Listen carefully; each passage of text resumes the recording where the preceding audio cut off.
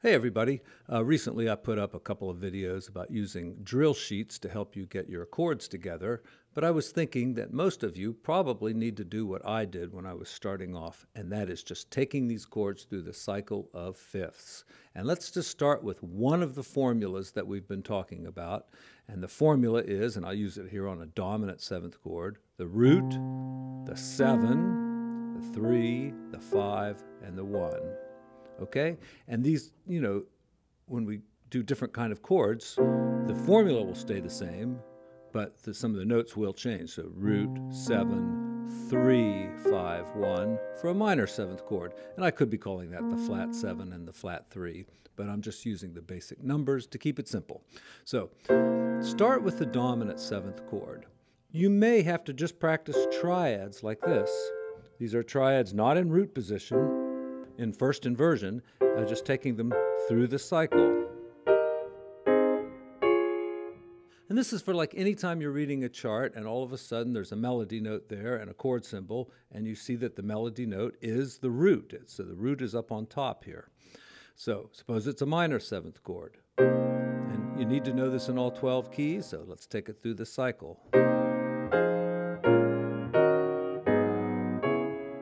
Like this.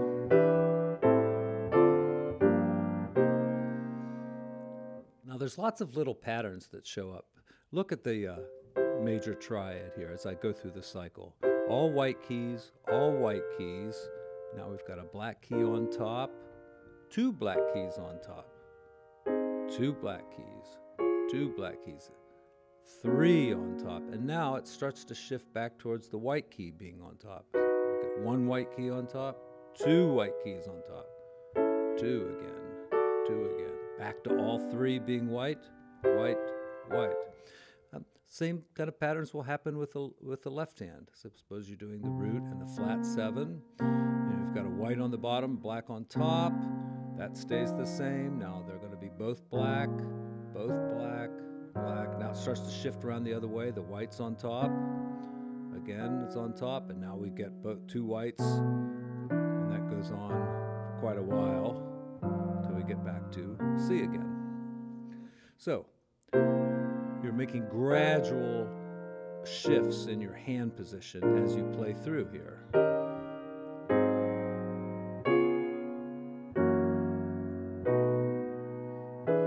So see, some of these are exactly the same. Like here, if you go from E to A to D, so you've got the exact same hand shape because the black keys are in the same place. You got G and C.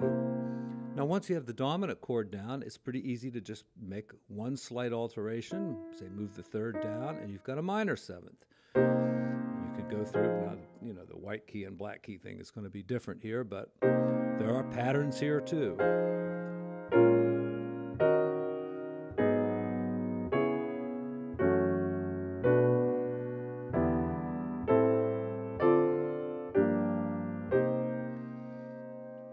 Once you have that one down, you could just change one more note and get a minor 6 chord. And I would kind of suggest doing them this way because once you have one cycle down, it's easy to just change chords and with just a slight alteration, get through another cycle with a different kind of chord. Now I'm doing minor 6ths.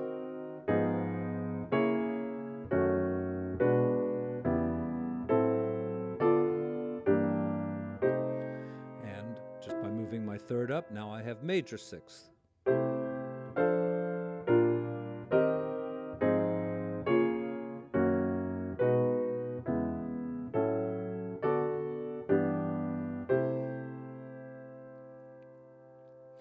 Now if I move these 2 down, I could get the diminished chord. And this is kind of a harder one to do, I think. That's why I'm going to be real careful.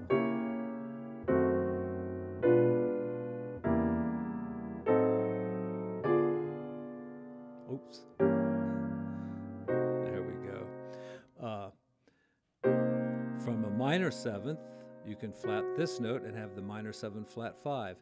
And I really think I should do a video just about the minor 7 flat 5 chord because I think it's very misunderstood. It is a minor chord. They call it half diminished, but it does not function that way. it functions as a minor 7th chord. Anyway, take it through the cycle.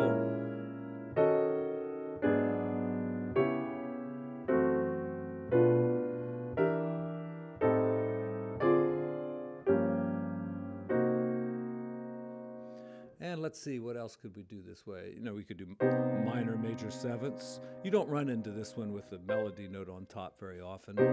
Just like you don't run into the major 7th with the melody note on top. Most of the time, even if the chord symbol says to do a major 7th, if the root is on top, it's often changed to a 6th chord. Same with the minor major 7th. If the root's on top, it's usually a 6th chord, because you want to avoid that interval. Though, I like that interval. I think it's purty. So I think I covered most of the chord types. Major 7th, dominant 7th, minor 7th, the two 6 chords, major 6 and minor 6, minor 7 flat 5, the diminished. What I leave out? Minor major 7th, and how about augmented 7th?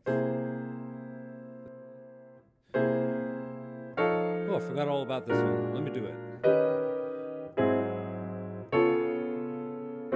Ooh, that's not right. Let me try that again.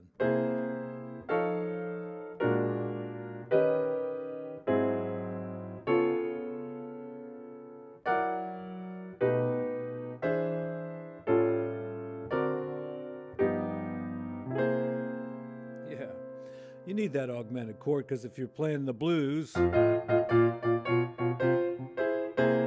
know, that's your turnaround chord. So take several different chord types through the cycle with the root on top using this formula, and when you're feeling pretty comfortable with that, it'll be time to go on to say the next formula, which has the 3rd on top. And, you know, it's like this, major 7ths. You take it through the cycle. Then you can do dominant 7ths. Then you can do minor 7ths.